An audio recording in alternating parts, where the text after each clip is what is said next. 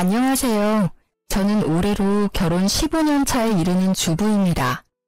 사람 하나에 사연 하나씩 있다는 말이 있지만 저의 인생은 정말로 만만치가 않았습니다. 거기에는 제 성격도 한몫했을지도 몰라요. 남들에게 지기 싫어하는 성격이나 호전적인 성격, 가족의 일이라면 어떠한 것에도 굴하지 않는 모습 같은 게 말이죠. 남편은 그런 저의 모습에 끌린 사람이었습니다. 사실 저는 처음에는 남편이 그리 마음에 들지 않았어요. 너무 연약해 보이고 우유부단한 모습이 저와 맞지 않는다 생각했거든요. 그런데 만나다 보니 의외로 단단한 구석이 있는 게 어느새 저도 그 사람에게 빠져버렸어요. 시부는 그런 저를 좋아해 주셨지만 글쎄요, 시모는 그런 저를 무척 싫어하셨습니다. 게다가 시모의 형제 간 차별이 저와 시모의 사이를 더 멀어지게 만들었죠. 그리고 시아주버님은 이혼을 2번이나 하고 결혼 전부터 제 남편에게 금전 요구를 빈번히 하던 사람이었습니다. 저는 몰랐지만 젊었을 적에는 사기로 감옥도 다녀왔다더군요. 남편은 그런 문제아 시아주버님 대신에 장남 노릇을 해야 했습니다. 그러나 그 노릇을 하면서도 남편과 저는 대접 한 번 받아본 적이 없었습니다. 그날은 제사가 있는 날이었습니다. 저는 아침 일찍부터 일을 쉬고 제사상을 차리기 위해 시댁에 들러 일을 하고 있었습니다. 남편도 그런 저를 돕기 위해 일을 쉬었죠. 참 다정한 남편이었는데 시댁만 오면 위축되는 모습이 참 안쓰러웠어요. 이날에는 웬일인지 시아주버님도 오셨더라고요. 저녁 술상을 차려 방 안으로 들어가자 시모와 아주버님 그리고 남편이 심각하게 이야기를 나누고 있었어요. 아니, 심각한 건 시모와 아주버님 뿐이고 남편은 그저 불편한 표정을 짓고 있을 뿐이었죠. 야, 잘 생각해봐. 이번 사업이 성공하기만 하면 진짜 대박이야. 너 모아놓은 돈 좀 있지? 그걸로 나한테 투자 좀 해라. 이번에는 진짜 확실해. 그래, 얘. 네 형님이 이렇게 원하는데 좀 해줘. 너는 돈도 잘 벌고 아버지 돌아가시면서 목돈도 많이 모아놨잖니. 저도 돈 없어요. 요새 경기가 안 좋아서 잘 벌지도 못해요. 그리고 얼마 전에 전셋집 들어가느라 돈 다 썼고 와이프 뱃속에 애도 있는데 돈을 함부로 쓰는 건 좀... 얘는 누가 보면 우리가 네 돈 뺏으려는 것처럼 보이겠다. 그냥 달라는 게 아니라 빌려주라는 거지. 넌 어떻게 이렇게 냉정하니? 형이 이렇게 간곡하게 말하는데도 어떻게 이렇게 딱 잘라? 어머니, 정말 저도 돈이 없어요. 그리고 어머니는 모르시나 본데 형이 저번에 제 돈 빌려갔어요. 그것도 아직 안 갚았잖아, 형. 이번에는 진짜로 안 돼. 아, 누가 안 갚는데? 갚아줄 거야. 이번 투자만 제대로 성공하면 2배, 아니 3배로 돌려준다니까. 그 전에 빌린 것까지 싹 다 갚아줄 수 있다니까. 형, 제발 그만 좀 해. 나 진짜 힘들어. 이게 도대체 몇 번째야? 또 시작인가 싶어 슬슬 남편을 도우려는 때에 시모의 뜬금없는 말이 튀어나왔습니다. 잠깐만, 이렇게 하는 건 어떠니? 너희 전셋집 빼고 우리 집으로 들어와라. 어차피 노부부 둘이 사는 집 너무 커. 그리고 네 아버지 몸도 예전 같지 않아. 그러니 너희가 들어와서 살고 그 전세금 형님한테 빌려주렴. 그럼 되지 않니? 뭐하러 돈 들여가면서 전셋집에 살아. 여기서 살면 되지. 그건... 남편은 두 사람의 현란한 말솜씨에 놀아나고 있었습니다. 옴짝달싹 못하고 눈살을 찌푸리고 있는 남편 대신 제가 나섰습니다. 그건 절대 안 돼요, 어머님. 전세를 빼라뇨? 너는 빠지렴. 이 이야기에 네가 나설 곳은 없어. 아니요, 제가 나서야죠. 돈 빌려주는 사람 와이프인데 왜 제가 나서질 못해요? 게다가 그 전세금이 남편 돈만 있다고 생각하시는 건 아니죠? 제 돈도 남편 돈만큼 들어갔어요. 정말 못 배운 티가 이런 데서 나는 법이지. 어른들 말하는데 끼어들어서는... 네, 저 못 배웠어요. 그렇지만 싫다는 사람한테 억지로 돈 내놓으라고 하는 게 강도짓이라는 건 잘 알아요. 뭐? 강도짓? 너 지금 내가 강도짓을 했다는 말이니? 네, 그게 강도가 아니면 뭐예요? 칼만 안 들었다 뿐이지 지금 두 분 모양새가 강도던데요. 두 분이서 돈을 원하시면 어머니 앞으로 된 번듯한 이 집을 담보로 대출을 받으시면 되잖아요. 왜 우리 남편한테 전셋집을 빼라 말라 하시는 거예요? 싫다는 사람한테. 말을 해도 정말. 예, 강도라니. 나는 네 남편의 엄마야. 이런 소리는 충분히 할 수 있어. 그리고 네 아주버님도 마찬가지로 혈연이니 당연히 요구할 수 있지. 세상 천지에 누가 이렇게 당당하게 돈을 빌려요? 돈을 빌리고 싶으면 머리를 숙여야 하는 거 아닌가요? 둘이서 거머리 마냥 붙어서는 아주 사람 하나 피를 뽑으려고 작정을 한 것처럼 보이는데요. 거머리? 아이고, 이런 여자를 며느리라고 들리다니 무식한 데다 어른 보기를 쉽게 생각하지를 않나. 어머님, 이런 며느리가 제사상 차례상 다 차리시는 거 아시죠? 제 남편은 누구와도 다르게 다정하고 마음씨가 착해서 저는 이혼할 이유가 없거든요. 솔직한 말로 두 번이나 이혼하고 제사상도 차리지 않는 장남보다야 둘째 아들이 더 낫지 않나요?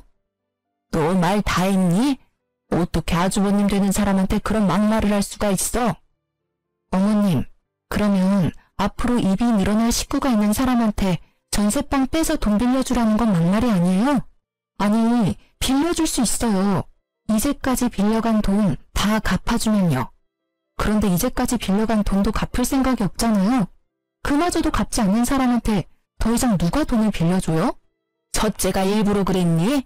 사업하다 보면 실패할 때도 있고 마음대로 안 될 때도 있지. 아주 보자 하니까 시댁을 우습게 알고. 시모의 말에 저는 아주버님을 똑바로 보며 말했습니다.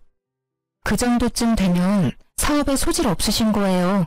그러니까 그냥 빠져나오세요. 다른 사람 힘들게 하지 마시고요.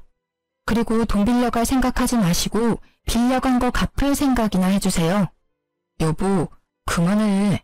뱃속에 아이도 있는데 흥분하지 말고. 흥분 안 하게 생겼어? 전세금을 빼서 아주버님 사업자금으로 주라는 게 있을 수 있는 일이야? 기가 차서 말이 안 나와. 몇 번을 당했는데 또 줄 것 같아? 남편은 제가 이럴 때마다 말리기 바빴습니다.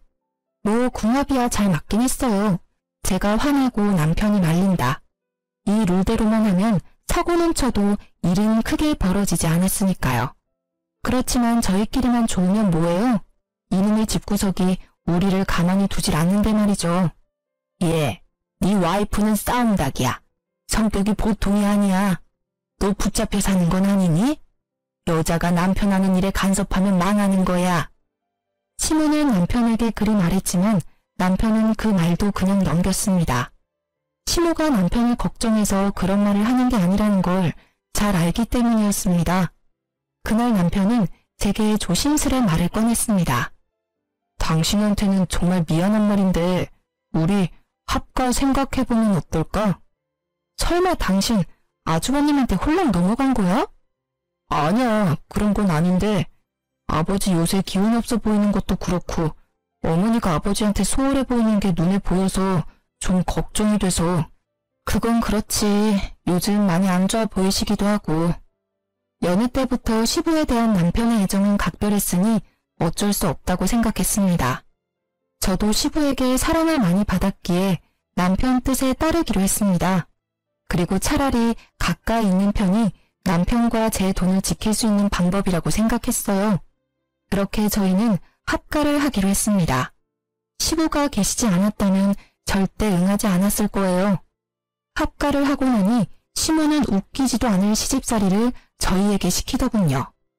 저는 원래 밟으면 더 들고 일어서는 성질이라 그럴 때마다 저와 시모의 다툼은 더 커져갔습니다. 예, 오늘 반찬 좀 몇 가지 만들어놔라. 어제 제가 다 만들어놨는데요. 너희들만 입이니? 첫째 요새 혼자 살며 사업하느라 밥도 못 먹고 다닌다더라. 첫째한테 갖다 줄 거니까 정성스레 맛있게 만들어. 그 말에 화가 난 저는 가만히 있을 수 없었습니다. 어머님, 타지도 아닌 본가 근처에 살고 계신 아주버님 반찬은 어머님이 만들어주세요. 떨어져 지내면서 어머님 손맛이 얼마나 그립겠어요? 매번 맛없다며 수저놓게 만드는 제 음식 말고 어머님 음식을 가져다 주시는 게 좋을 것 같아요. 뭐? 너 해주기 싫어서 그러지? 기가 막혀서. 싫으면 싫다고 하면 되지 무슨 핑계를 그렇게 대. 됐어. 내가 사다 주련다. 돈이나 줘. 죄송하지만 돈도 없어요, 어머님.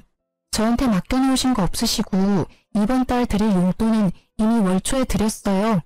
그러니까 사서 가시려면 어머님 돈 쓰세요.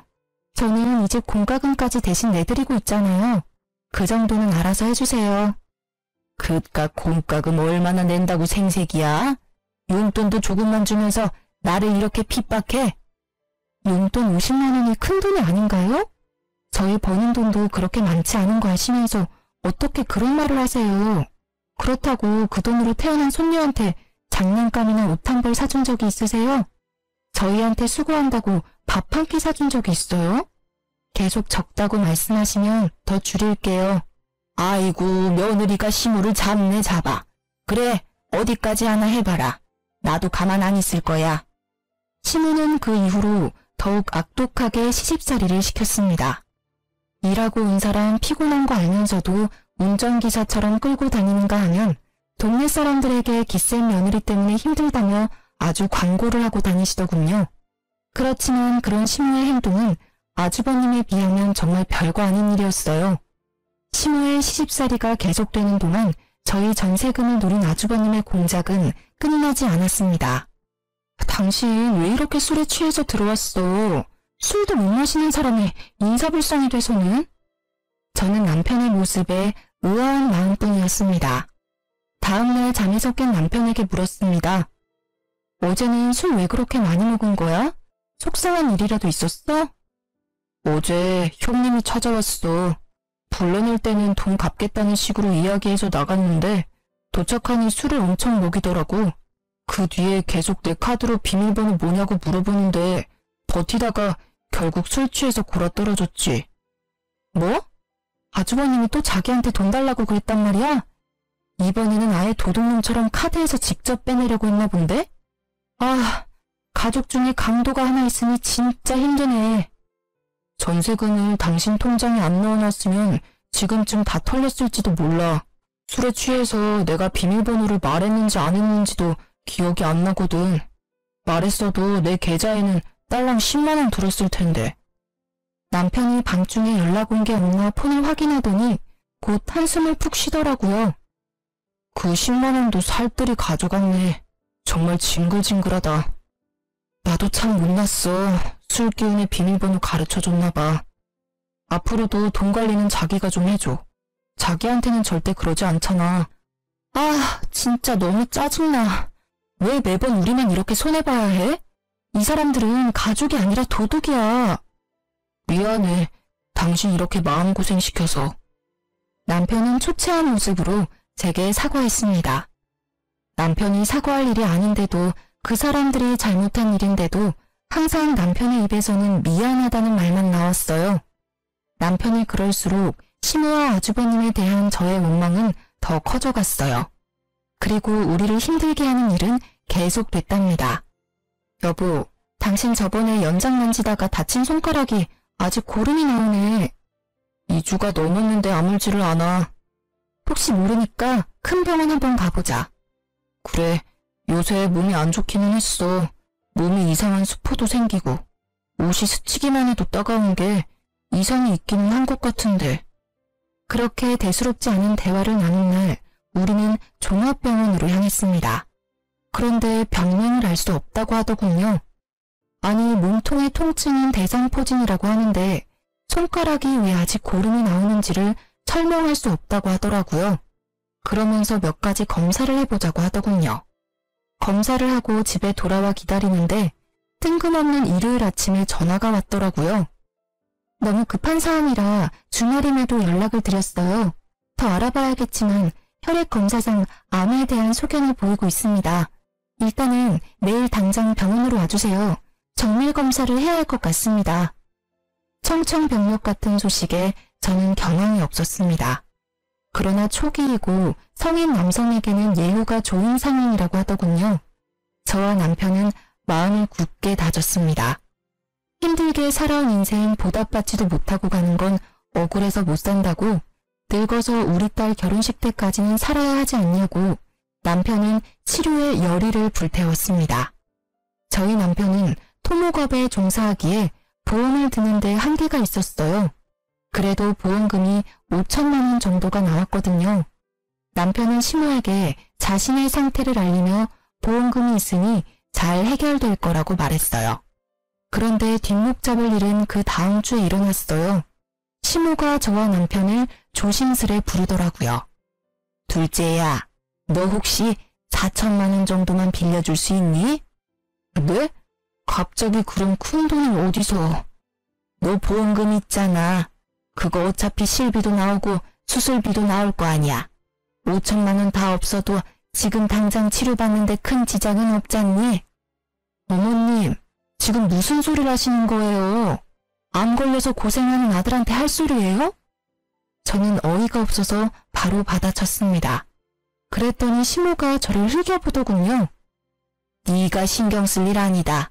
그리고 누가 언제 그냥 달라고 했어? 다음 달이면 적금 만료되니 그것 하면 다시 돌려줄 거야. 도대체 그 큰 돈이 왜 필요하신데요? 네 아버지 앞으로 돈이 많이 들어. 어디 병원이라도 모시고 가려니 차가 영 오래돼서 모시기 힘들더라고. 그래서 하나 새로 사려고 그러지. 오래된 차 끌고 다니다가 사고라도 날까봐 걱정이야. 몸도 이제 힘들고 기력도 없는 양반인데 차라도 좋은 것 타면 사고가 안 나지 않을까 해서 그래. 아버님 아프시면 저희가 모셔갈게요. 굳이 그것 때문에 어머님 차를 바꾸는 건 아닌 것 같아요. 게다가 저희 처지에 4천만 원짜리 차는 너무 사치해요. 넌 매번 내가 하는 말은 안 된다고 그러더라. 그리고 병원 갈 때마다 너 일 쉬고 뛰쳐나올래? 돈 벌어야지, 애 앞길 생각하면. 그리고 자잘하게 갈 곳도 많아. 그럴 때마다 위험하게 둘 순 없잖아. 제가 절대 안 된다고 말리려 했지만 남편이 저를 다독이며 말했습니다. 아버지한테 필요한 거잖아. 그런 거면 난 빌려줘도 돼. 아버지 불편하게 다니시는 건 싫어. 남편은 아버지라는 단어가 들어가면 모든 게 약했습니다. 그 집안에서 유일하게 남편의 편이 되어주는 사람은 시부뿐이니까요. 솔직히 저도 시부에게 필요하다는 걸 안 된다 말할 수 없었어요. 그렇지만 무턱대고 어머님 말을 믿는 것도 싫었어요. 방으로 돌아온 저는 남편에게 말했어요. 그러면 일단 문자로 차용증 비슷하게 보내서 확인시켜. 내가 예전에 보니까 돈 떼인 거 받으려면 무조건 돈 빌려줬으니 갚겠다라는 문자 내역 같은 거 있어야 한대. 그렇게까지 할 필요 있을까? 당신은 그렇게 당해놓고 아직도 그 사람들을 몰라? 당신을 자식으로 생각하면 아들 아파서 받은 돈을 빌려달라고 하겠어? 남편은 제 말을 듣더니 결국 제가 제안한 대로 시모에게 돈 빌려간 내역을 문자로 보내며 조만간 돌려줄 것을 문자로 확인받았습니다. 그리고 다음날 시모가 약속한 날이 지나도 조용하길래 시모에게 먼저 말했습니다. 어머님, 저희 돈 받으러 왔어요. 돈 준비되셨어요?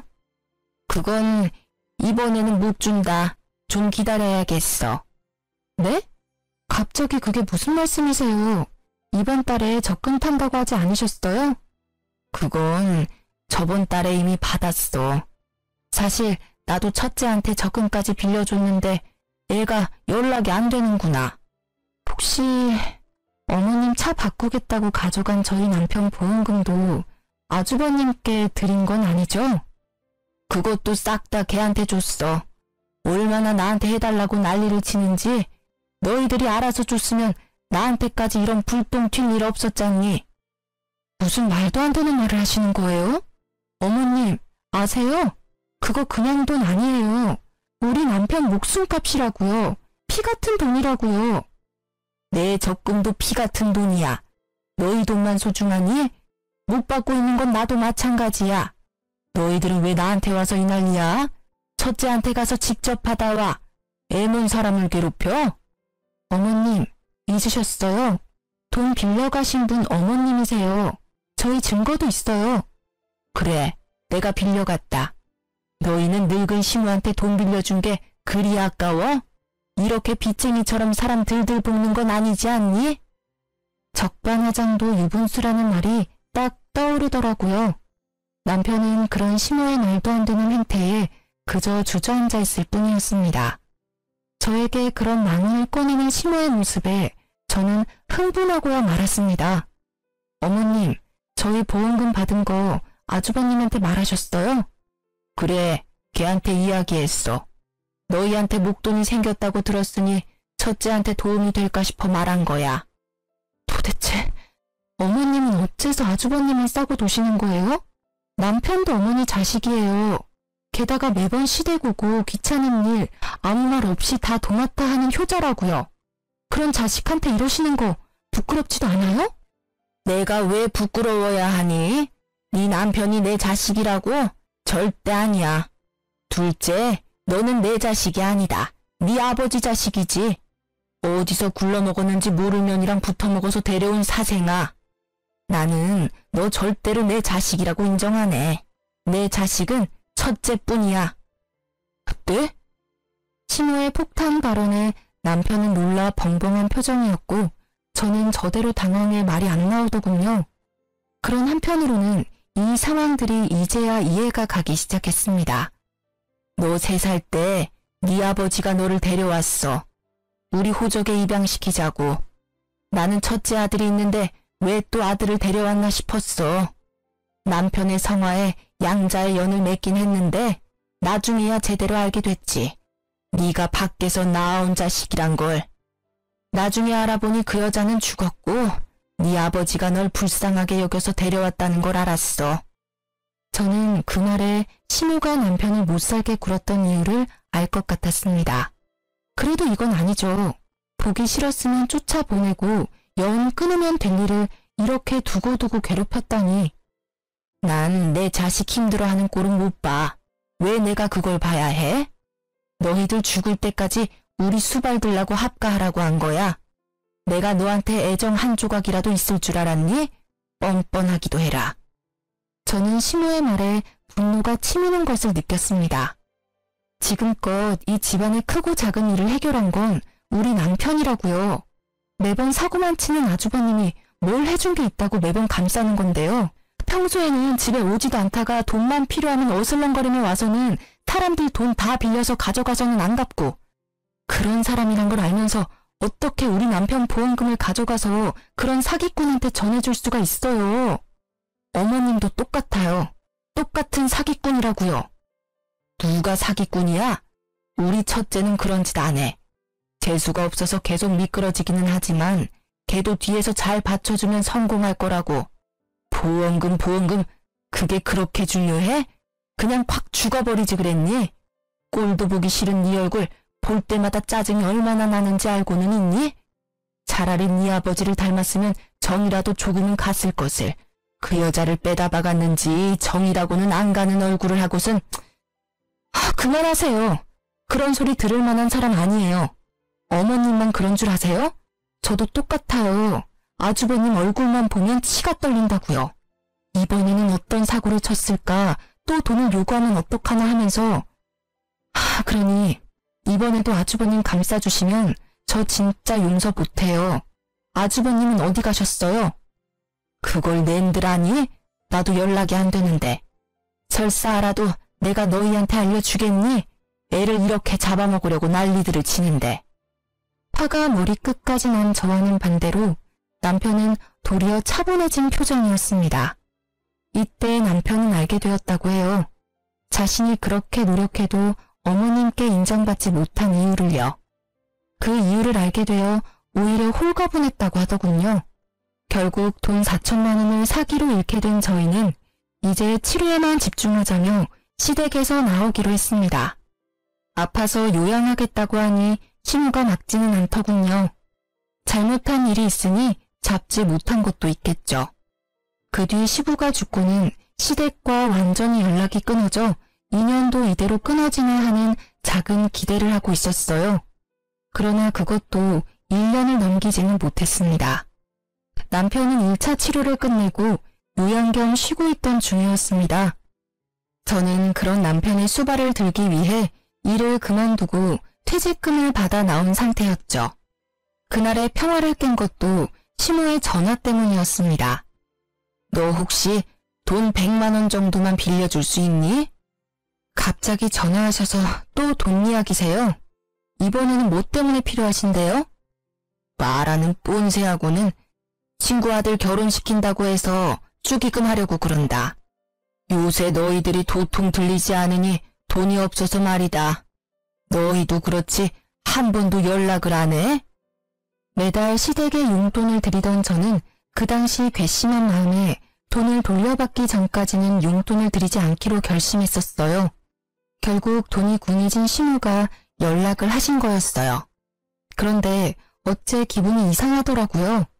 친척 집에 축의금을 내도 그것보다는 적게 낼 양반이 갑자기 100만 원? 물론 그 금액을 다 축의금에 내지는 않아도 뭔가 쓸 곳이 있을 거라는 생각에 시모의 뒤를 쫓았습니다. 돈이 얽혀있으면 꼭 등장하는 아주버님 생각 때문에요. 시모가 택시를 타고 내린 곳은 어느 화려한 예식장 앞이었습니다.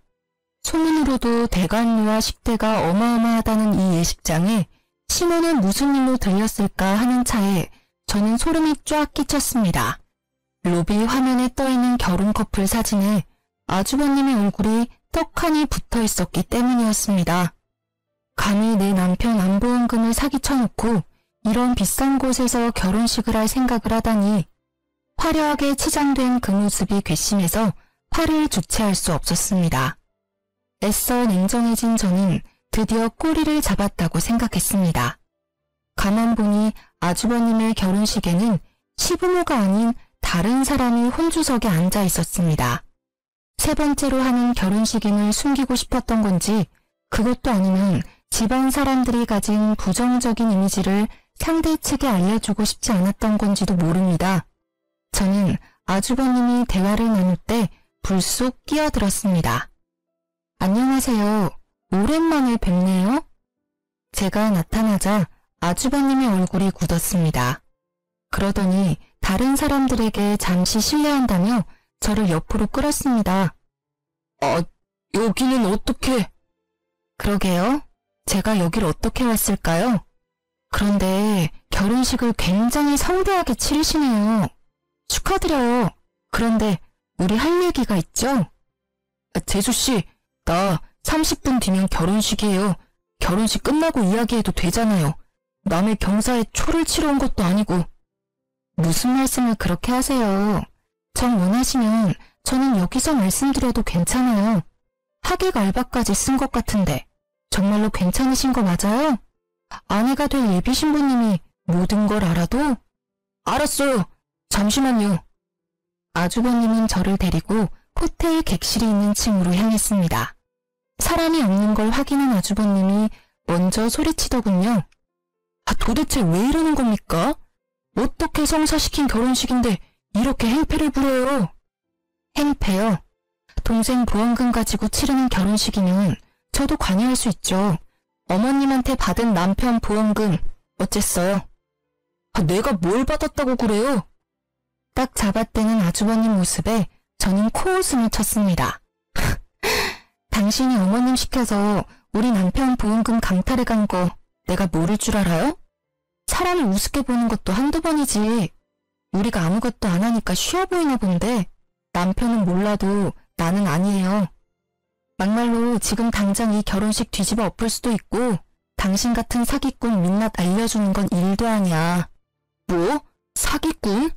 나 니네 남편 형이야. 못하는 말이 없네. 내가 왜 사기꾼이야?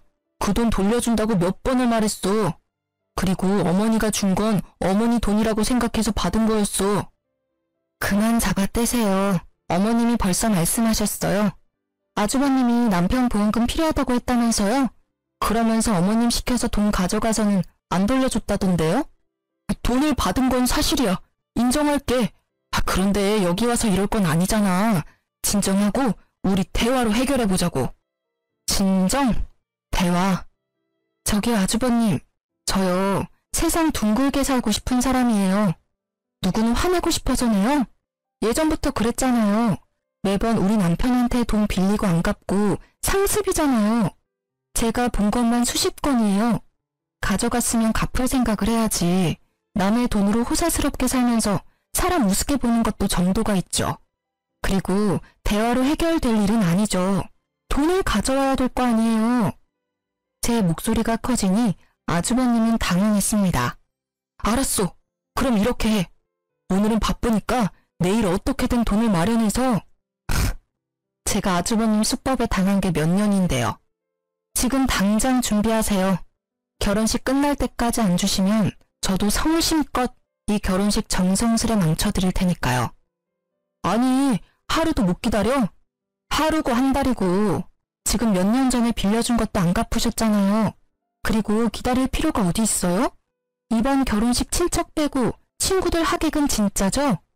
친구들 엄청 많으신데 축의금으로 갚으시면 되겠네요. 그걸 가져갈 생각을 하다니. 그건 내가 받은 내 결혼 축하금이라고요. 다른 사람들의 성의가 있는 돈을. 그 돈은 성의가 있는 돈이라 괜찮고 동생 보험금은 성의가 없는 돈이라 안 돌려주는 거예요. 그리고 우리 남편 돈은 목숨이 달려있는데 가져가셨잖아요. 피차 일반이에요. 계속 안 주신다고 하시면 저 내려가서 다 말해버릴게요. 제 목소리가 호텔 복도에 울리자 결국 아주버님이 백기를 들었습니다. 알겠어. 소리 낮춰. 축의금 줄게. 그러니 좀 조용히 해. 다들 들으면 어쩔 거야. 이 결혼 파토나면 축의금도 없어. 저는 시간에 쫓기는 아주버님을 보내고 저는 축의금 받는 자리가 잘 보이도록 가까이서 주시하고 있었습니다. 아주버님은 패백하러 가기 전 잠시 들러 축의금 받던 사람에게서 가방을 받아 저에게 가져왔습니다.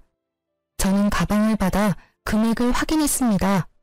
사업한답시고 이리저리 돌아다니던 사람이라 그런지 축의금도 많이 들어왔더군요.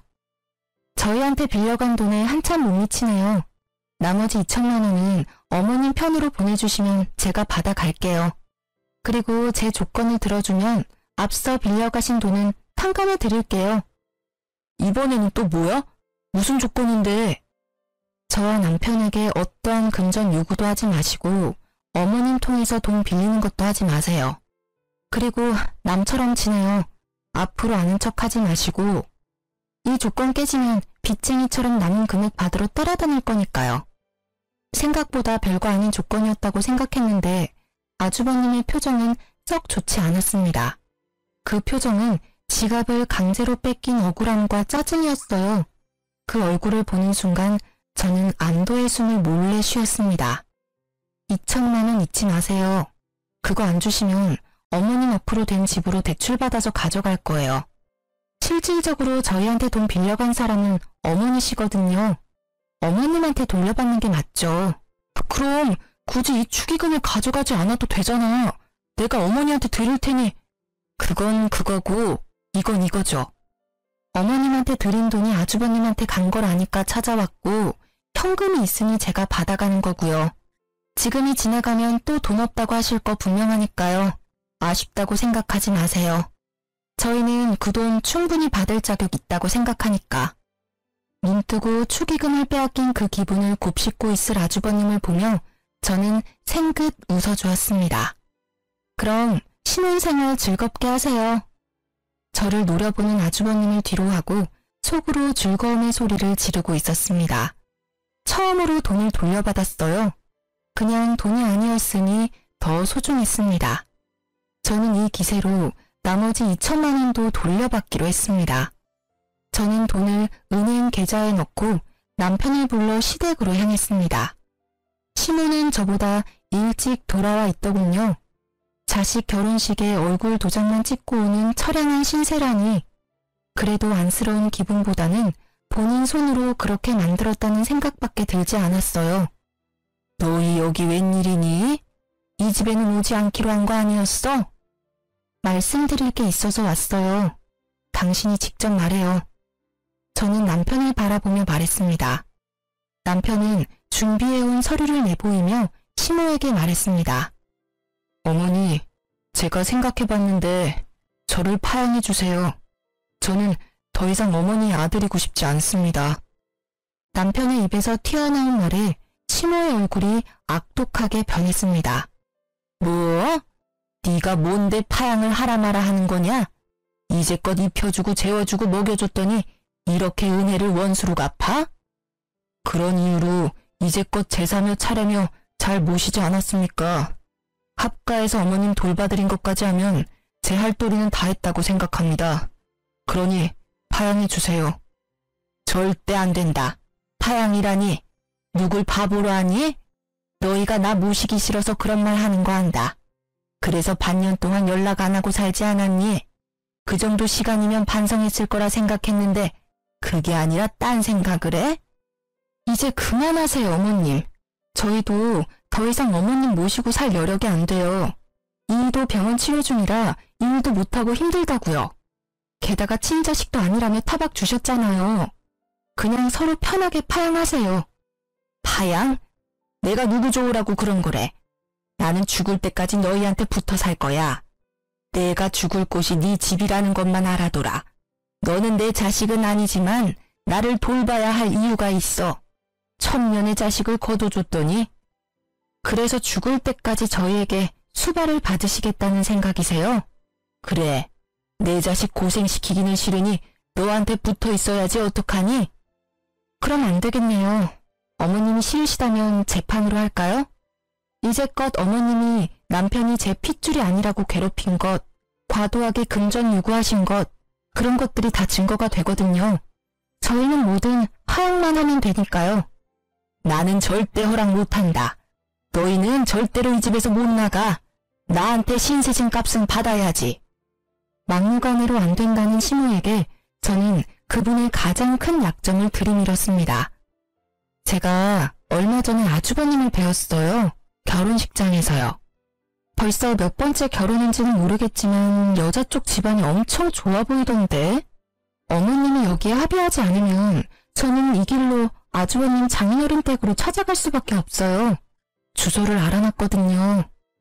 마지막 말은 거짓이었지만 시모의 얼굴은 새파랗게 변했습니다. 명절에 와보지도 않고 집에 도움도 안 되는 장손이 뭐가 그리 좋아서 싸고 도는지. 안 된다. 네 형은 건드리지 마. 이제 마음 잡고 잘 사는 애야. 왜 그 애를 건드리는 거야? 어머님께서 파양해 주시면 건드릴 필요도 없고 아예 만나지도 않을 거예요. 그 서류 작성하시면 우리와는 남이니까 서로 얼굴 마주칠 필요도 없어요.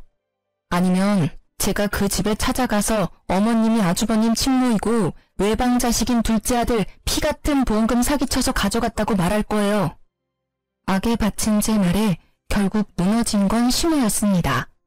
그 애는 건드리지 말라며 저희를 노려보며 합의서를 작성해 주더군요. 저희는 드디어 남이 되는 첫 발을 디디게 됐습니다. 그리고 저는 상쾌한 시모에게 마지막 결정타를 날렸습니다. 그리고 그 결혼식에서 아주버님이 가져가신 돈 4천 중에 2천은 돌려받았어요. 나머지 2천은 어머님께 돌려받으려고요. 잘 아시겠지만 저희는 아주버님한테 빌려드린 게 아니라 어머님한테 빌려드렸잖아요. 빠른 시일 내에 갚아주세요. 돈 없다. 나도 너희랑 똑같이 첫째한테 다 털어넣었어. 그러면 이 집이라도 팔아서 갚으시면 되겠네요. 그리고 아주버님 댁으로 들어가시면 딱 좋고요. 그걸 말이라고 하니? 왜 내 새끼가 그 고생을 해야 해? 그러니까요. 우리 남편한테 잘해주셨으면 끝까지 모시고 살았을 텐데. 이제 남이라 그럴 수도 없겠네요. 어쨌든 2천만 원은 빨리 갚아주세요. 안 갚으면 아주버님한테 갚으라고 할 테니까요. 결국 파양 합의서에 사인한 시모는 며칠 뒤 2천만 원을 보내왔습니다. 어떻게 구한 돈인지 알 수 없었으나 그 돈을 받고 얼마나 마음이 놓이는지 남편 치료에 집중할 수 있어서 다행이라는 생각만 들었어요. 그렇게 저희와 시댁 인연은 모두 끊어졌습니다. 남편은 몸 상태가 좋아지고 있었고 아이도 잘 크고 있어요. 한번 시모가 저희를 찾아온 적이 있었어요. 시모의 남동생, 그러니까 남편의 전 외삼촌이 저희에게 시모를 데려왔더라고요. 알고 보니 아주버님이 시모의 땅 문서를 가지고 가 몰래 팔았고 시모는 그것도 모르고 집에 있다가 그 집을 산 사람들에 의해 쫓겨났다고 하더군요. 그래서 너희가 네 모친을 받아주면 안 되겠니? 죄송합니다. 이제 법적으로 저와 관련 없는 분이세요. 제가 모실 이유 없습니다. 여기서 이럴 게 아니라 형님께 모시고 가세요. 어머님이 그리 아끼셨으니 잘 모실 겁니다. 봐라, 이 악독한 것들. 길러준 은혜도 모르는 이 망할년 놈들. 내 자식으로 키워줬더니 이렇게 은혜를 원수로 갚아? 어머님, 말씀은 똑바로 하셔야죠. 은혜를 원수로 갚은 건 어머님이세요. 그러게 차별하지 말고 잘 키워줬으면 지금쯤 저희 남편이 어머님께 잘했겠죠. 장인 장모한테도 그리 살뜰하게 대하는 이 착한 아들을 어떻게 그렇게 모질게 굴어서 정을 떼게 만들어요? 당신 그만해. 어쨌든 외삼촌, 다시 한번 말씀드리지만 저희는 못 모셔요. 헛걸음하시게 한 것 같아 죄송하지만 형님께 가보시는 게 좋을 것 같습니다. 끊어내는 남편 말에 외삼촌이 머뭇거리며 말했습니다. 너의 형님은 얼마 전에 사기죄로 감옥 들어갔단다. 나도 자세히는 모르는데 그 결혼한 여자 집안에서 사기를 쳤다고 하더라고. 누님도 그놈이 친 사기에 빚쟁이들이 찾아와 난리치는 바람에 고생 좀 했다. 넌 그런 얘기를 뭐하러 해? 누님, 이제 그만 좀 하세요. 땅 문서 갖고 도망친 놈 뭐하러 두둔하시는 거예요? 마음을 곱게 쓰셨으면 말년에 이 고생은 안 하셨을 텐데. 남이사, 마음을 곱게 쓰든 못생기게 쓰든 그게 너랑 뭔 상관이야? 상관이 왜 없어요? 얘들까지 안 받아주면 누님을 제가 모셔야 한다고요. 저희는 그렇게 할 수 있는 상황도 아니고 어째서 제 자식들한테 고모까지 모시라고 해야 하냐고요. 왜 네가 모셔? 나 여기에 두고 가라. 죽더라도 여기서 죽어버릴라니까. 제발 좀 그만하세요. 자식을 어떻게 키웠으면 늙은 놈 혼자 사는 집을 몰래 팔아버릴 수가 있어요? 제 엄마 무시하고 혼주석에 알바를 올릴 생각을 하냐고요. 사기치고 나서 누님한테 다 뒤집어 씌우는 그런 놈팽이에요. 누님, 제발 정신 좀 차려요. 친자식이 저런 짓 한 거면 이미 폐륜이나 마찬가지라고요. 그래도 내 자식이야. 내 핏줄이라고. 그놈이 그런 짓을 했어도 나는 후회하면 안 된다. 그러면 그년한테 지고 마는 거야. 외삼촌에게 한 소리 들은 시모가 되려 화를 내자 외삼촌이 한숨을 푹 쉬며 고개를 절레절레 흔들었습니다. 이후 어쩔 수 없이 외삼촌이 시모를 모시고 갔습니다. 저희는 두 사람이 나가시고 가슴을 쓸어내렸습니다. 만약 파양을 하지 않았다면 아주버님의 사기에 대한 여파가 우리에게까지 미쳤을지도 모른다는 생각을 했거든요. 나중에 외삼촌이 시모를 요양원에 모셨다고 하더군요.